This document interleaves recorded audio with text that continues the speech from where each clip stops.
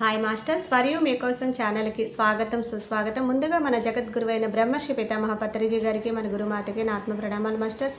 Okay masters, ప్రతిరోజు మన ఛానల్లోని ధ్యానం, స్వాధ్యాయం, సజ్జన సాంగత్యం జరుగుతుంది మాస్టర్స్. అలాగే జూమ్ సెక్షన్లో పాల్గొన్న మాస్టర్లకి, యూట్యూబ్లో చూస్తున్న మాస్టర్లకు కూడా ధన్యవాదాలు తెలుపుకుందాం. ఓకే మాస్టర్స్, ఈరోజు మన ఛానల్కి సీనియర్ పిరుడు మాస్టర్ గారైన శైలజ గారు తెనాల నుంచి వచ్చారు. మేడం గారిని సాదరంగా ఆహ్వానించుకుందాం. ఈరోజు మేడం చెప్పబోయే టాపిక్ ధ్యాన జీవితంలో ఎలా ఉండాలి. ఈ గొప్ప ఆత్మజ్ఞానం అందించడానికి మేడం గారికి వెల్కమ్ చెప్దాం మాస్టర్స్. నమస్తే మేడం, వెల్కమ్ మేడం. నమస్కారం. ఇంతటి అద్భుతమైన ధ్యాన మార్గాన్ని అందించిన బ్రహ్మశ్రీ సుభాష్ పత్రిజీ గురువు గారికి స్వర్ణమాలమ్మకు ఆత్మ ప్రణామాలు. రోజు ఎంతో జ్ఞానాన్ని అందిస్తున్న తటవర్తి రాఘవరావు సారు, రాజలక్ష్మి మేడంకి ఆత్మ ప్రణామాలు. ఆత్మబంధువులందరికీ ధన్యవాదాలు. ఫర్ యూ ఛానల్ చూస్తున్న వాళ్ళకి, యూట్యూబ్ ప్రేక్షకులకి అందరికీ ధన్యవాదాలు.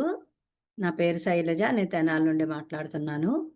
ఈరోజు నేను చెప్పబోయే టాపిక్ ధ్యాన జీవితంలో ఎలా ఉండాలి. ఇది రాజ్యలక్ష్మి మేడం గారు చెప్పిన క్లాసు. ధ్యాన జీవితంలో అడుగుపెట్టిన మనం మొట్టమొదట చేయవలసింది ఏంటి అంటే, విషయాలకు మించిన విషయం లేదు కాబట్టి ఆ విషయాలను వదిలేయాలి. అష్టావక్ర గీతలో మొట్టమొదట ఈ మాట జనకుడికి బోధించినప్పుడు మొట్టమొదట చేసిన బోధ ఇదే. ధ్యానము, జ్ఞానము ఈ రెండు అందరికీ ఇష్టం అనుకుంటారు, కానీ ధ్యానం కుదరకపోవటానికి, ఆ సాధన సాధించలేకపోవటానికి కారణం విషయాసక్తి. మరి బుద్ధుడు విషయాసక్తి అంటాడు, అష్టావక్రుడు విషయాలు అంటాడు. మరి ఈ విషయాలు విషం లాంటివి, అందుకని ఈ విషయాలు వదిలేయాలంట. అందుకే అష్టావక్రుడు ఏం చెప్పాడు అంటే, విషం మనిషిని ఒక్కసారే చంపుతుంది, కానీ విషయాసక్తి ఆ విషయాల మీద ఆసక్తి చూపించి విషయాలు విన్నప్పుడల్లా చంపేస్తుంది. అందుకని విషయాలను విషంలాగా భావించాలి.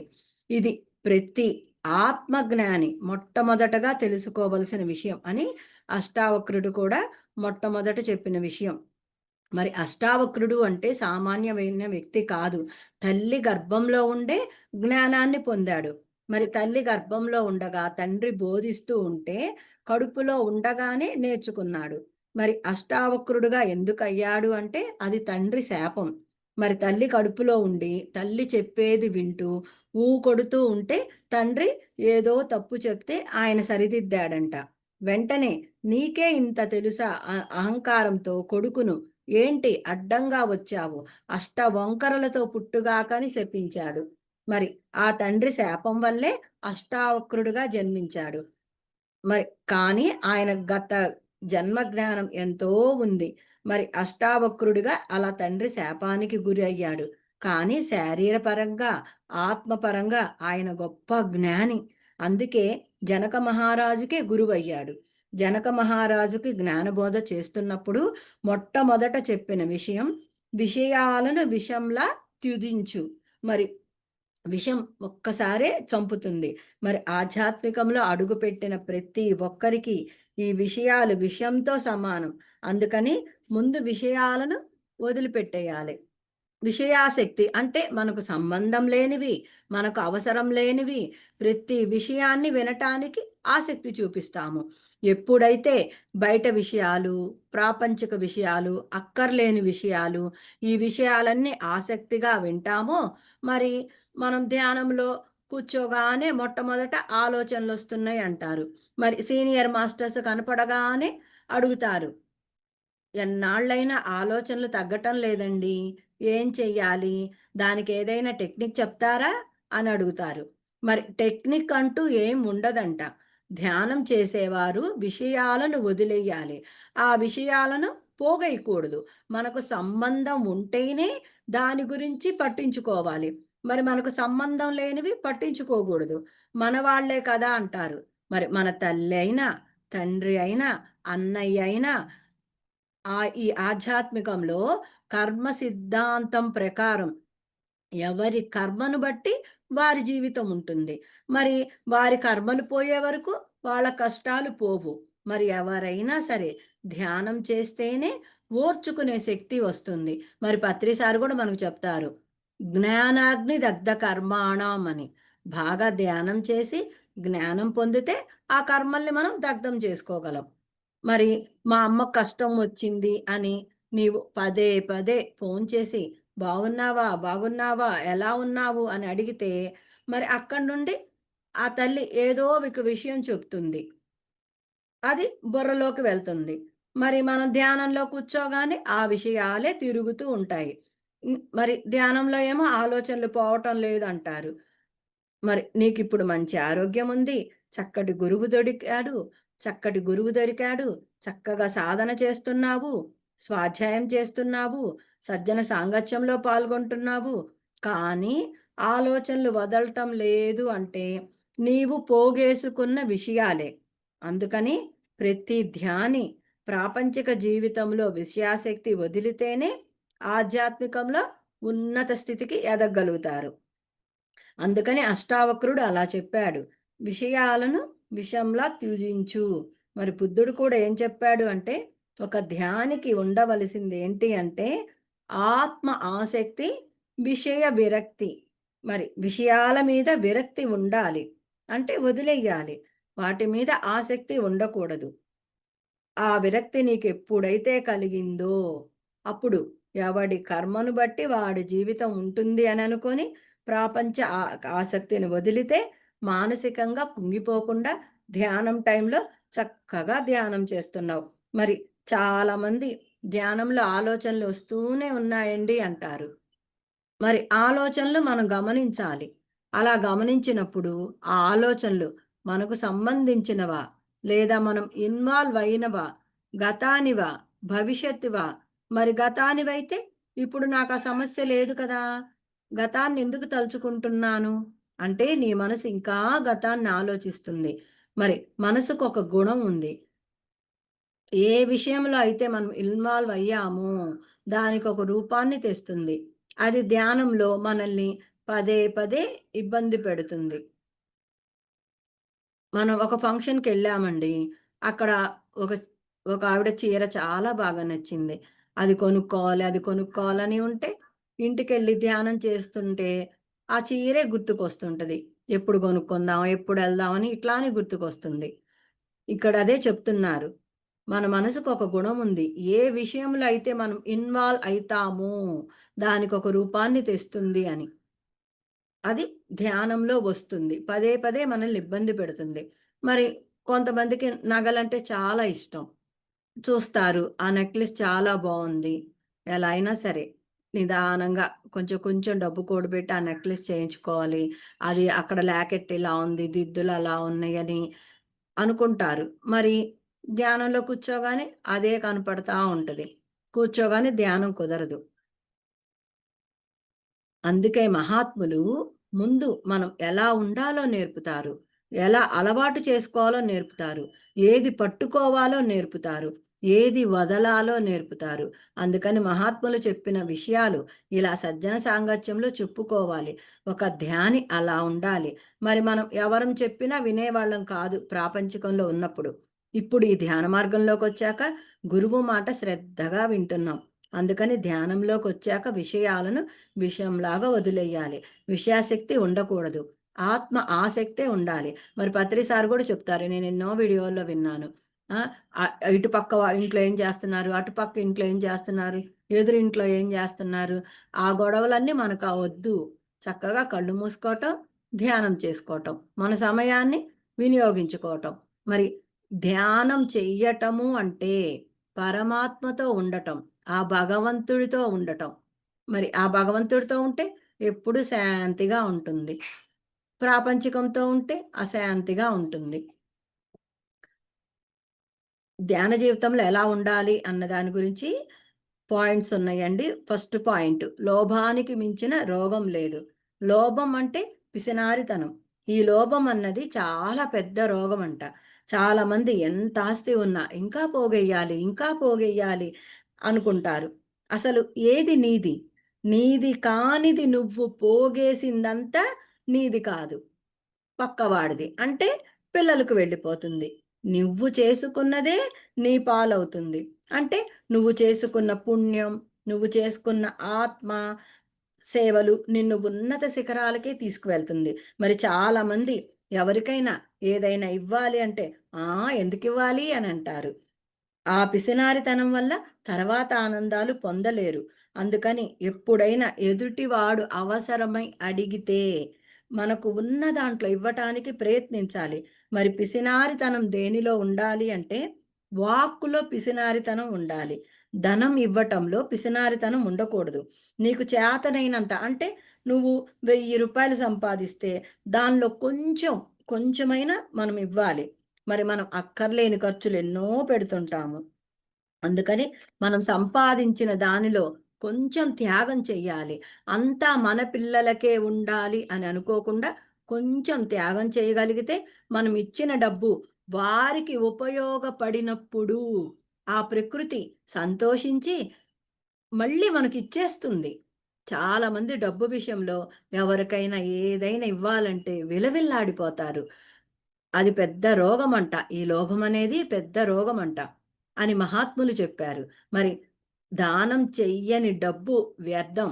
దానం చెయ్యని డబ్బు వ్యర్థం. మరి దానానికి నువ్వు ఇచ్చిన డబ్బు నీకోసం నువ్వు దాచుకున్నట్లే. దానానికిచ్చిన డబ్బు నీకోసం నువ్వు దాచుకున్నట్లే. మరుజన్మ కోసం దాచుకున్నట్లే. కానీ చాలామందికి సత్యం తెలియక ఒక్క రూ. 10 ఎవరికైనా ఇవ్వాలంటే ఎంతో విలవిల్లాడిపోతారు. మరి మాకు రాఘవరావు సార్ కూడా చెప్తారు. ఏటీఎంలో ఇది మామూలుగా ఏటీఎంస్ ఉంటాయి గదండీ! మనం వెళ్లి డబ్బు డ్రా చేసుకుంటాము. కానీ భగవంతుడు ఏర్పాటు చేసిన ఏటీఎం ఏంటంటే ఈ భూమండలం.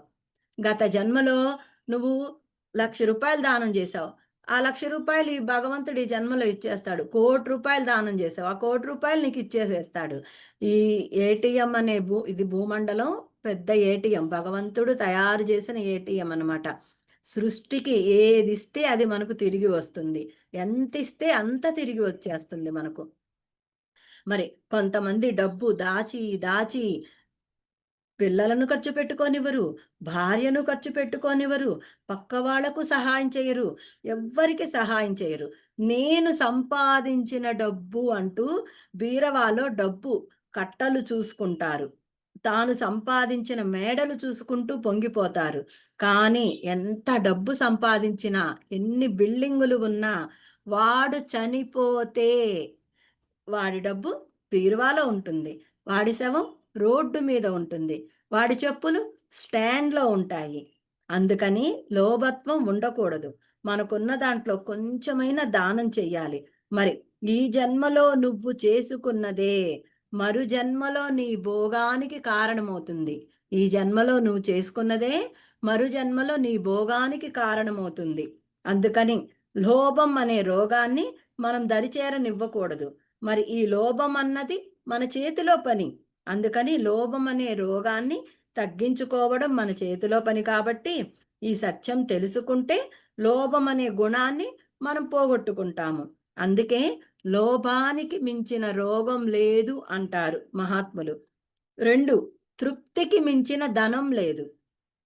మరి తృప్తికి మించిన ధనం లేదు అని చెప్తారు మహాత్ములు. మరి ప్రతి ఒక్కరికి కూడా తృప్తి అనేది ఉండాలి. చాలా మంది సంపాదించకపోతే ఎలా అని అంటారు. మరి సృష్టిలో ఒక ధర్మం ఉంది. పుట్టిన ప్రతి జీవికి తిండి ఉంటుంది ఈ భూమి మీద. కానీ మనం అజ్ఞానంతో, మన అహంకారంతో ఆ తిండిని కాళ్ళ తన్నుకుంటామంట. మరి రాజ్యలక్ష్మి మేడం కూడా చెప్తారు. ఈ సృష్టిలో భగవంతుడు దేవతలకి ఆహారం ఏర్పాటు చేస్తారు. రాక్షసులకి ఆహారం ఏర్పాటు చేస్తాడు. ఇప్పుడు ఎంతో మంది ఉన్నారు. ఈ ప్రపంచంలో కోట్ల జనాభా ఉన్నారు. మరి కొంతమంది సేవలు చేస్తుంటారు. కొంతమందేమో నేరాలు చేస్తుంటారు. కొంతమంది హత్యలు చేస్తుంటారు. మరి ఎవరు ఎలా చేసినా ఆ భగవంతుడు పంచభూతాల్ని ఇస్తున్నాడు. అంతే గదా! మరి అందరూ ఈ భూమి మీద ఉన్నారు. గాలి పీలుస్తారు, నీరు తాగుతారు. మరి అగ్ని అంతే ఆ సూర్య వెలుగుని వాడుకుంటారు. మరి ఆ భగవంతుడు వాళ్ళ ప్రవర్తన ఎలా అన్నా ఉండని అందరికీ అన్నీ ఇస్తున్నాడు ఆ భగవంతుడు. మరి సృష్టిలోని ధర్మం ఏంటి అంటే ఆ భగవంతుడు ఈ భూమి మీద వచ్చిన ప్రతి వారికి తిండి ఏర్పాటు చేశాడంట.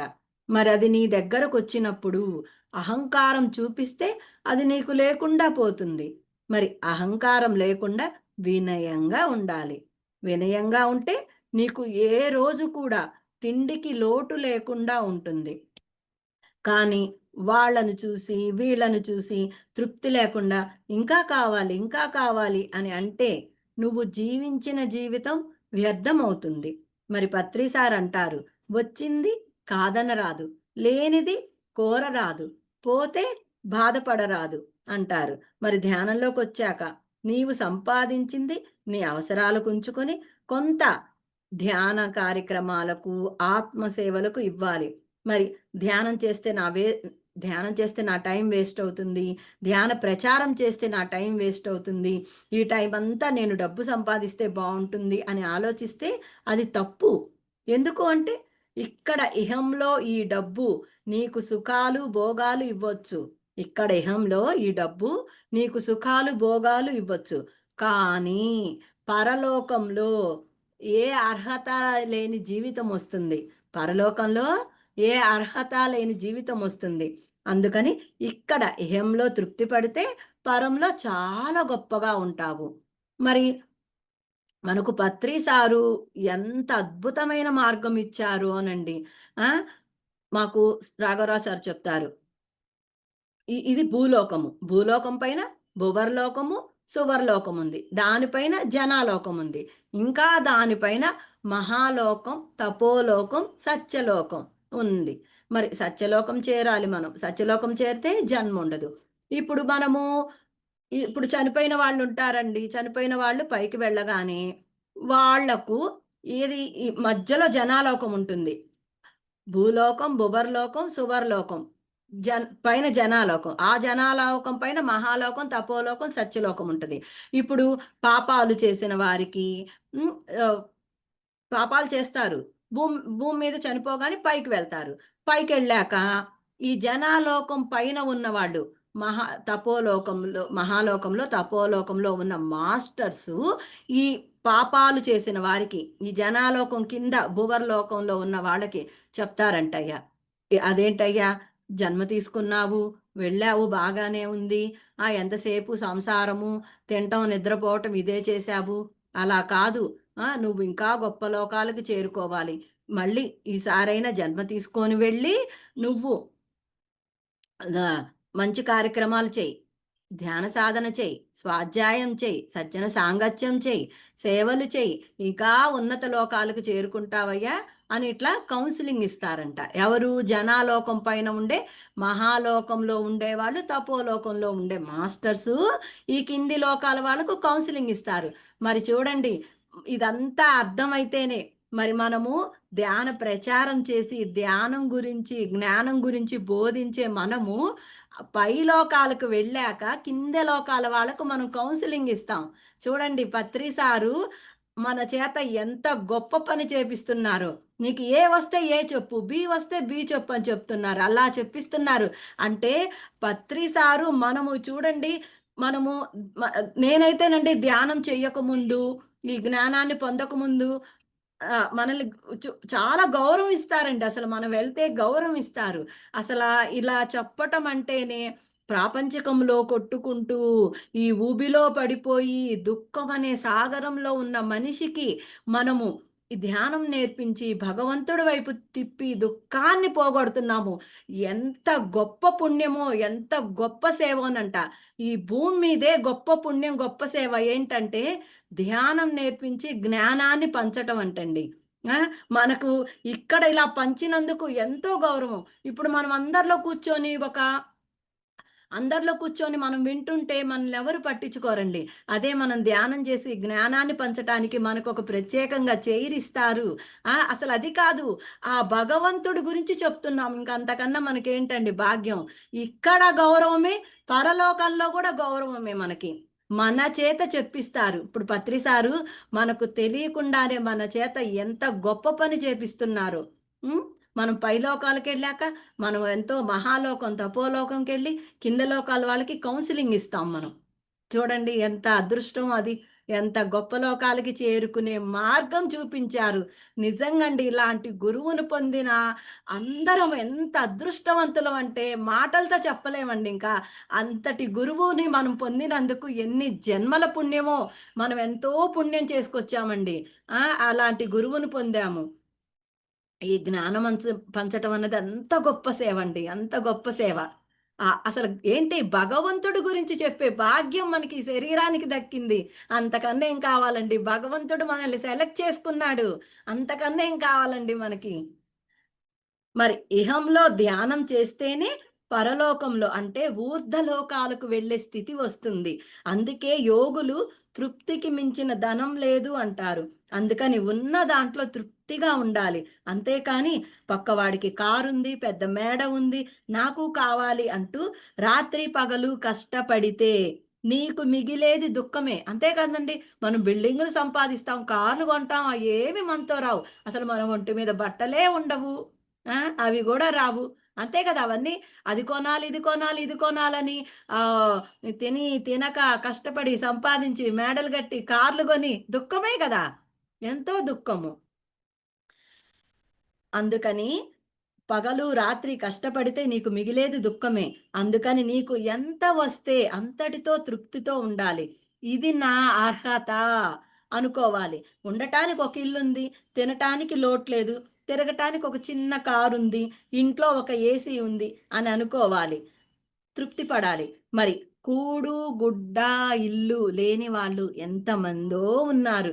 మరి వాళ్ళ ముందు నేను చాలా నయ్యం అని అనుకోవాలి. ఆ భగవంతుడు నాకిచ్చింది చాలు అని తృప్తితో జీవిస్తే దానికి మించిన ధనం లేదంటండి. మరి మలయాళ స్వామివారు ఒక కథ చెప్పేవారంట. ఒకతను ప్రాపంచిక డబ్బే చాలా గొప్ప పేరు తెస్తుందని, భగవంతుడు నేనెంత కష్టపడుతున్నా నాకివ్వటం లేదు, నాకేమి ఇవ్వలేదు అనుకుంటూ ఉండేవాడంట. ఒకరోజు అలా అనుకుంటూ అతను బాధపడుతూ ఉంటే ఒకరోజు ఒక వ్యక్తి వచ్చాడంట.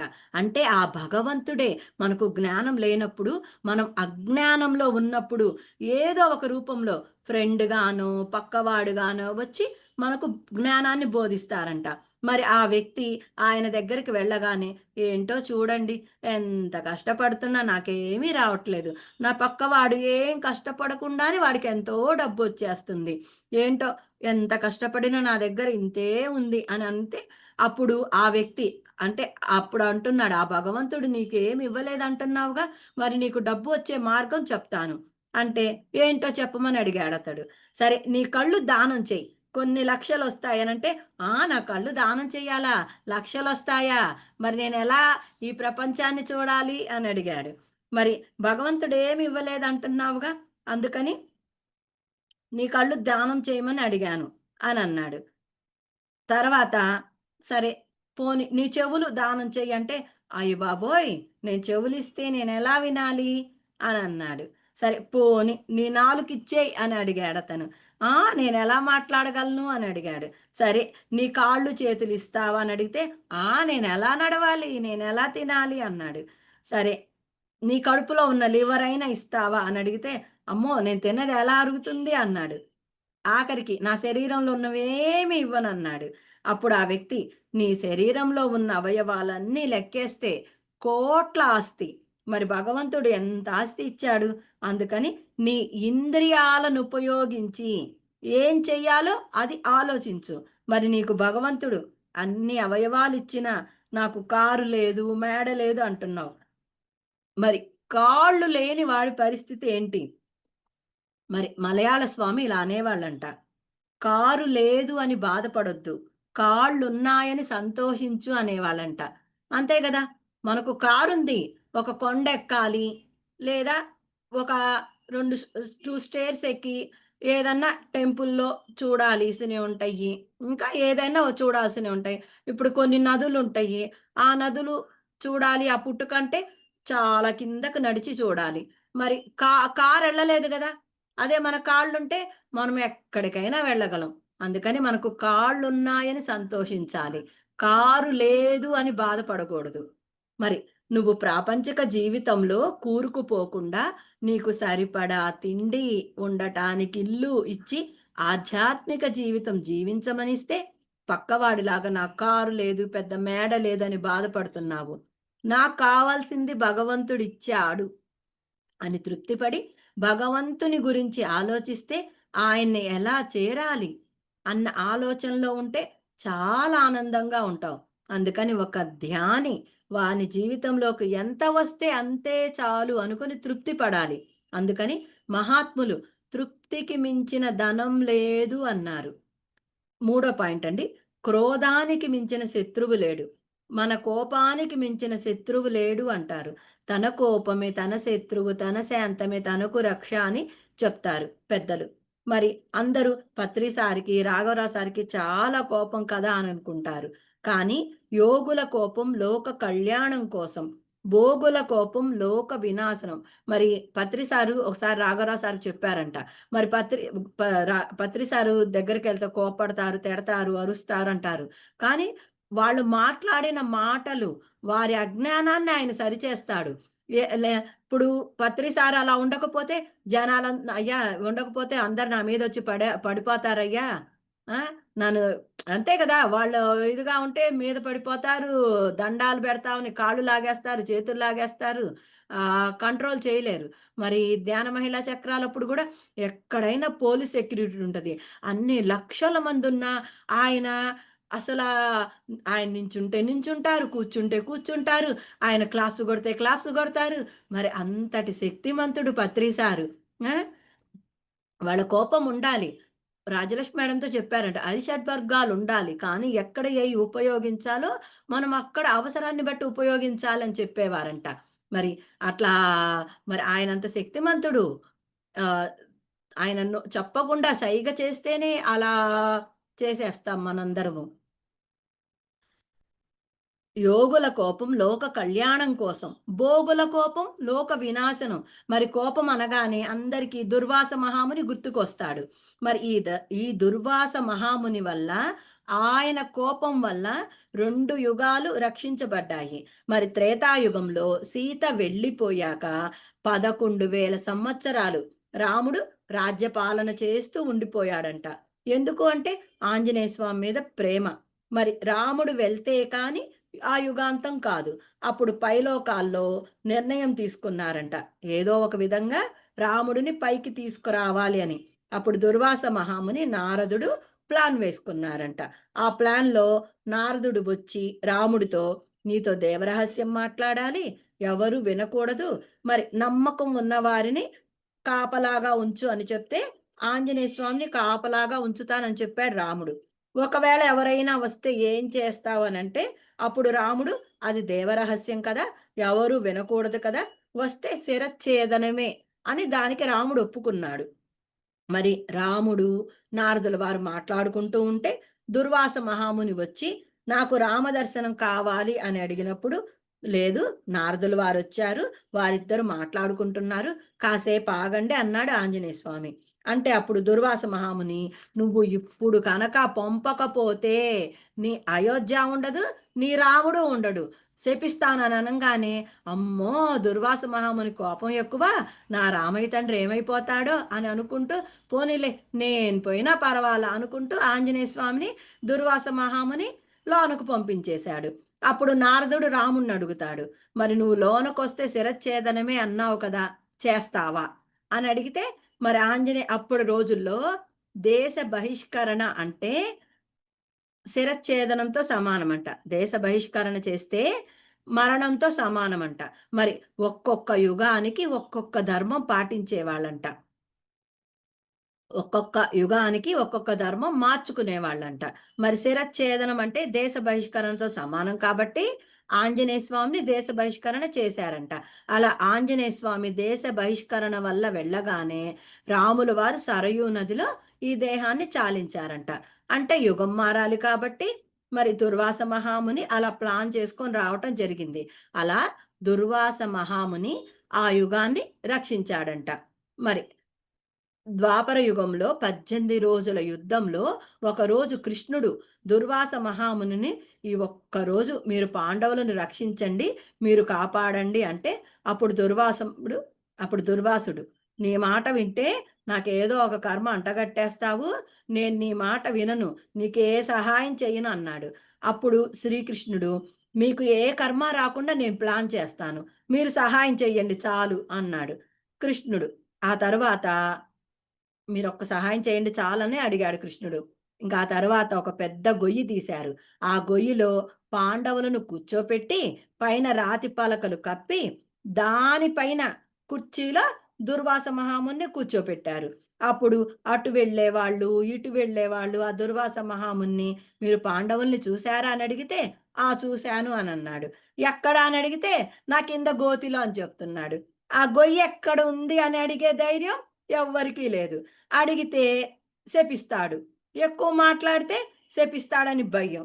అందుకని ఎవరికి వాళ్ళు అలా వెళ్ళిపోయారు. అలా ఆ రోజంతా పాండవులను రక్షించాడంట దుర్వాస మహాముని. అలా 2 యుగాలలో ఆయన కోపం వల్ల మంచి జరిగింది. అంటే లోక కళ్యాణం జరిగింది. అందుకే యోగుల కోపం వల్ల లోక కళ్యాణం జరిగినా నింద వారినంటారు. మరి పత్రి సారికి చాలా కోపమని అందరంటారు. కానీ పత్రి సారుకున్న జాలి, కరుణ, దయ అన్నవి మనం విచారణ చేస్తే తెలుస్తుంది. మరి రాజ్యలక్ష్మి మేడం 2003లో పత్రి సార్‌తో అరకు ట్రెక్కింగ్‌కి వెళ్లారంట. ట్రెక్కింగ్ అయ్యాక అరకు స్టేషన్‌లో రాజ్యలక్ష్మి మేడము, సారు అక్కడ కూర్చున్నారంట. అక్కడ ఒక అమ్మాయి సోఫాలో కూర్చొని ఏడుస్తూ ఉందంట. మరి కానీ అక్కడ ఎవ్వరు పట్టించుకోలేదంట. ఎవ్వరు అమ్మాయిని పట్టించుకోలేదంట. పత్రి సారు కారు దిగొచ్చి గబా గబా వచ్చి ఆ అమ్మాయిని కుర్చీలో కూర్చొనుంటే, ఆ అమ్మాయి కాళ్ళు తన ఒళ్ళోకి పెట్టుకొని కాళ్ళొత్తారంట. అలా అమ్మాయిని ఓదార్చారంట. మరి కాళ్ళ నొప్పులతో విలవిలలాడుతున్నా ఎవ్వరు పట్టించుకోలా. మరి కానీ గురువు ఆ శిష్యుడు చిన్న బాధతో విలవిల్లాడుతున్నా కన్న తండ్రిలా ఓదార్చటానికి ముందుకు వెళ్తాడు. మరి రాజలక్ష్మి మేడం కూడా ఫైర్ యాక్సిడెంట్ అయినప్పుడు ఒకరోజు తండ్రిలాగా పాట పాడి మేడంని ఓదార్చి నిద్రపుచ్చారంట. మేడం అన్నారంట, ఇంకా డాక్టర్లు కూడా ఏ రోజుకి ఆ రోజు రాఘవరావు సార్‌తో ఇంకా ఎన్నో ఎన్నో రోజులు ఉండదండి, చనిపోతదండి, చనిపోతదండి, ఉండదండి అని చెప్పేవాళ్ళంట. ఆ! మరి రాఘవరావు సార్ గూడా ఎన్నో ఎదుర్కొన్నారు. ఎన్నో పరీక్షలు ఎదుర్కొన్నారాయన. మరి తన భార్య గురించి అలా చెప్తుంటే ఎంత ధైర్యం ఉండాలండి. ఆ! డాక్టర్ చెప్తుంటే ఏ రోజుకి ఆ రోజు. కానీ ఆహ్, చ గురువు ఆ పత్రి సారు ఆయన పుణ్యంతో ఆమెను బతికించారు. అసల ఎన్ని ఊళ్ళు తిరుగుతున్నారో, ఎంత జ్ఞానాన్ని బోధిస్తున్నారో, వాళ్ళిద్దరి వల్ల ఎంతమంది మాంసాహారం మానేశారో. అసలు రాఘవరావు సార్ చెప్పేది వింటే ఒకరోజు మేడం మన జూమ్‌లో చెప్తాను మేడం. ఏ జీవిని ఎలా అవునండి. ఎలాంటి బాధ కలుగుతదనేది ఒకరోజు చెప్తాను మేడం. అసలది చెప్తే వింటే ఈ మాంసం మానేస్తారు మేడం. హ్మ్. పత్రి సార్ ఆశయం అదే. ఆ జీవులు బతికుండాలి, బాగుండాలి అంటారాయన. దండం బెట్టి చెప్తాడు. మీరు ధ్యానం చేయకపోయినా పర్వాలా. ఆ జీవుల్ని రక్షించండి, ఆ జీవుల్ని కాపాడండి, మాంసం తినొద్దు, మాంసం మానేయండని. అసలా మీరెంత తక్కువ కులంలో పుట్టినా మాంసం మానేశారని అసలాయన నమస్కారం పెడతాడు. ఎన్ని వీడియోలు విన్నానో, చూశాను మేడం. అంతటి గొప్ప గురువు ఆళ్ళకి నమస్కారం పెట్టేస్తున్నాడాయన. ఆ! మీరు మాంసం మానేశారని. మరి అట్లా ఇంకా పత్రి సారు రాజ్యలక్ష్మి మేడంతో, "అమ్మా! నువ్వు ఈ భూమి మీద నడిచే వరకు నేను ప్రతి నెల మీ ఇంటికొస్తానని" చెప్పారంట. అలా పత్రి సారు వెళ్ళి ఆమెకెంతో జ్ఞానాన్ని బోధిచ్చి, ఆమెని ఎంతో ఓదార్చి చూపించేవారంట. మరి ఆయన చూపించిన జాలి, కరుణ, దయ ఆయనకు బిడ్డలాగా ఒదిగిపోయానని మేడం చెప్తారు. మరి యోగుల కోపం లోక కళ్యాణం కోసం, భోగుల కోపం లోక వినాశనం కోసం. మరి దుర్యోధనుడు ద్రౌపది నవ్విందనే గదా కోపం వచ్చింది.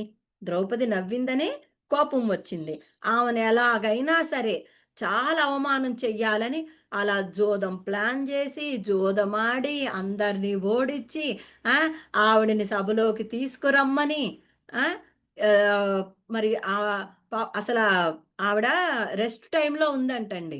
రెస్ట్ టైమ్‌లో ఉందంట. అయినా ఆమెని సభలోకి ఈడ్చుకొచ్చి మాకోసారి రాఘవరావు సార్ చెప్పారు. ఇప్పుడు మనం ఎవరన్నా ఏదైనా ఊరు ఎక్కడ బట్టలు మార్చుకుంటుంటే గబుక్కున ఆడోళ్ళే గబుక్కున తలుపు తీస్తే మనం ఎంత ఉలిక్కి పడతాము.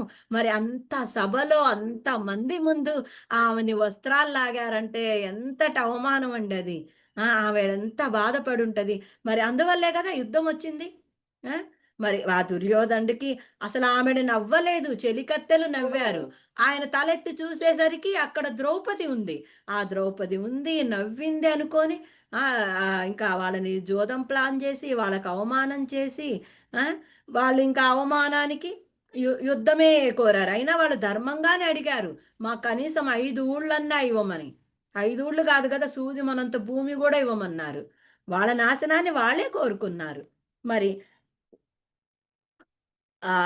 భోగులు వాడికి ఎంతసేపు భోగాలే కావాలి గదా!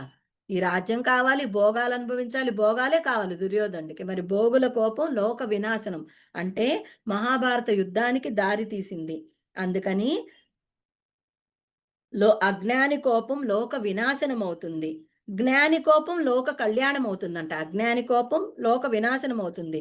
జ్ఞాని కోపం లోక కళ్యాణమవుతుంది. మరి ధ్యానులు బాగుపడాలి అని, సత్ప్రవర్తనతో వాళ్ళు ఉండాలి అని పత్రిసార్లు కోపాన్ని ప్రదర్శిస్తారు. ధ్యానులు బాగుండాలి, వాళ్ళు సత్ప్రవర్తనతో ఉండాలి అని పత్రిసారు కోపాన్ని ప్రదర్శిస్తారు. మరి దుర్వాసుడికి కోపం ఉంది, పత్రిసారికి కోపం ఉందని మనం కూడా కోపం ప్రదర్శిస్తే ఆ కోపం మన కర్మలకు కారణమవుతుంది. మరి యోగుల కోపం లోక కళ్యాణం అవుతుంది. మరి పుట్టపర్తి సాయిబాబా చెప్పేవాళ్ళంట, ఒక సాధకుడికి కోపం వస్తే, ఒక్కసారి కోపం తెచ్చుకుంటే 3 నెలలు ఆహారం ద్వారా తెచ్చుకున్న శక్తిని కోల్పోతారంట. మరి 3 నెలలు తిన్న ఆహారం ద్వారా తెచ్చుకున్న శక్తిని కోల్పోతామంట. అప్పుడు సాధనకు శరీరం సహకరించదు. కాబట్టి కోపం వచ్చినప్పుడు ఆ కోపానికి కారణం ఉందా లేదా అన్నది చూసుకోవాలి. అంతేకాని శత్రువులను పెంచుకోకూడదు అని చెప్తారు. అందుకే యోగుల కోపం లోక కళ్యాణం కోసం, భోగులకు కోపం లోక వినాశనం. అందుకనే సాధకుడికి కోపం ఉండకూడదు. అసలు కోపం ఎందుకు ఉండాలి అంటే వాడి మీద ద్వేషం ఉంటేనే మనకు కోపం వస్తుంది. ఈర్ష్య, అసూయ, ద్వేషం ఉండటం వల్ల ఎదుటి వాడి మీద కోపం వస్తుంది. మరి ఈ ఈర్ష్య, అసూయ, ద్వేషాలను తొలగించుకుంటే మనకు ఎవరి మీద కోపం ఉండదు. మరి కోపానికి మించిన శత్రువు లేడు అంటారు. బయట మనకు ఎవరు శత్రువులు లేరు. నీ కోపమే నీ శత్రువు. అంటే మనల్ని ధ్యానంలో ఎదగనీయకుండా ఈ శరీరాన్ని, ఈ మనసును చీడ పురుగులాగా దహించి వేస్తుంది.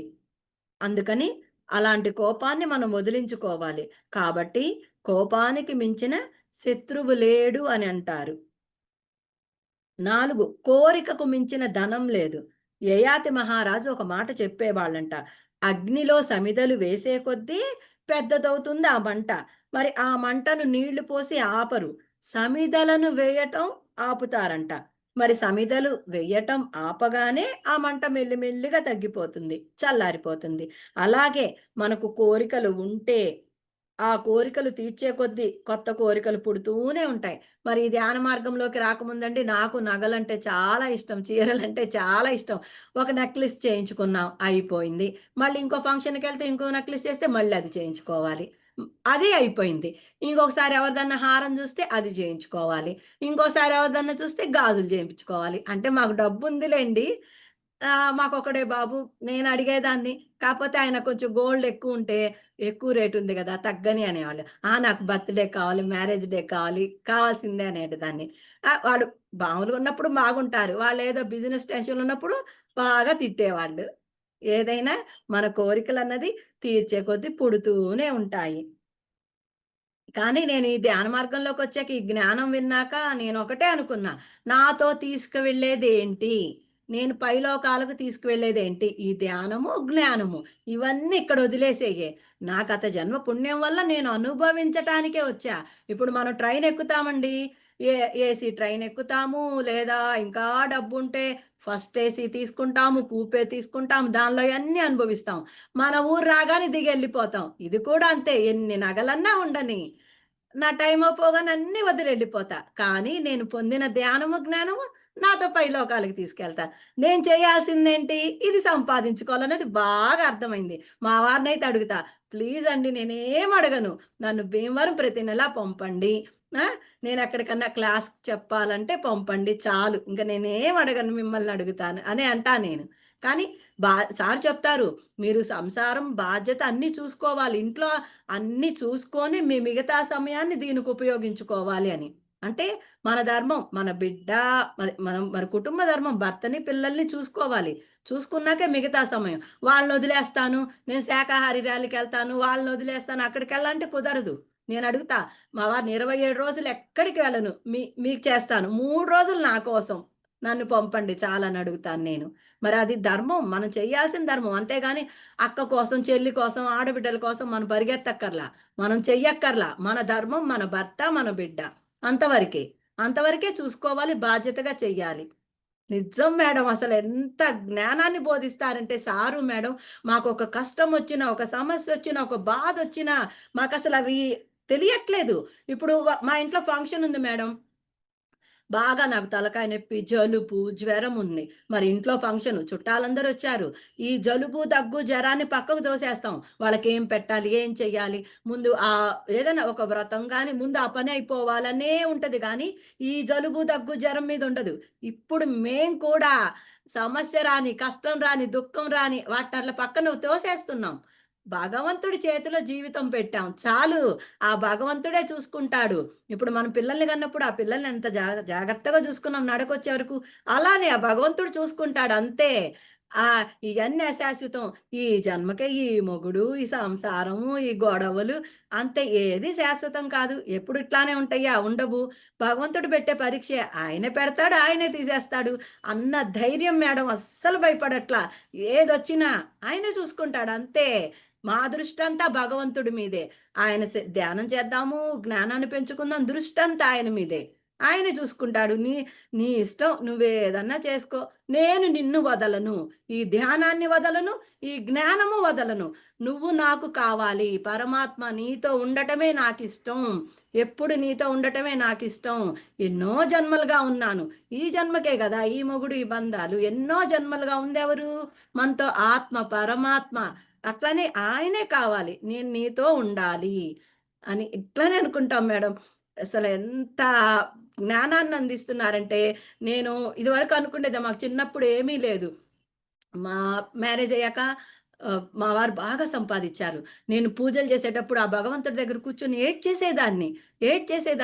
తినటానికి లేదు, ఇంత భోగము, ఇంత ఆస్తులు, అసలు నన్నెక్కడ పెట్టావయ్యా అని ఏడ్చేసేదాన్ని ఆ భగవంతుడి ముందు కూర్చొని.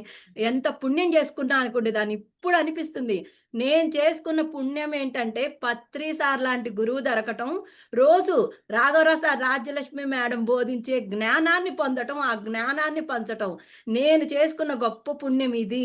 ఎంతో అదృష్టవంతురాలనుకుంటున్నా మేడం నేనైతే. మరి కోరికలు పుడుతూనే ఉంటాయి, అవి తీరకపోతే దుఃఖం. మరి ఈ వర్తమానంలో మనం బాగున్నాము, ధ్యానం చేస్తున్నాము, తిండికి లోటు లేదు, అన్నీ బాగున్నాయి. కానీ ఎదుటి వారిని చూసాము, ఇంకా మనసులో వాళ్ళలాగా అంత నాకు కారు కావాలి, అలా మేడ కావాలి, వాళ్ళలాగా నగలు కావాలి అనుకుంటే అవి మనం సమకూర్చుకోలేకపోతే దుఃఖం వస్తుంది. అందుకని కోరికలకు మించిన దుఃఖం లేదు.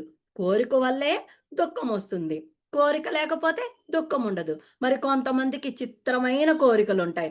మరి కోడలు ప్రెగ్నెంట్ అవ్వగానే మనవడు పుట్టాలి, వంశం నిలబడాలి అంటారు. వాడెలా పెరుగుతాడో, వాడు ఏ అలవాట్లు నేర్చుకుంటాడో, అసలు వాడు ఎదిగే వరకు నువ్వుంటావా? నువ్వు చనిపోయాక నువ్వసలెక్కడికెళ్తావు? నీకు వాడికి సంబంధం ఏంటి? మనవడే కావాలని ఎంతో టెన్షన్ పెంచుకుంటారు.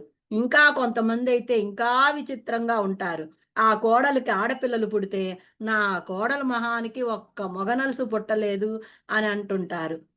ఎంత మూర్ఖపు ఆలోచన! వాళ్ళు దుఃఖపడుతూ పక్క వాళ్ళని దుఃఖపెడుతూ ఉంటారు. మరి ఎవరైనా ఒకటే కదా అన్న ఆలోచన ఎందుకు రాదో అర్థం కాదు అన్నారు మేడం. ఇది ఎంత అజ్ఞానమో!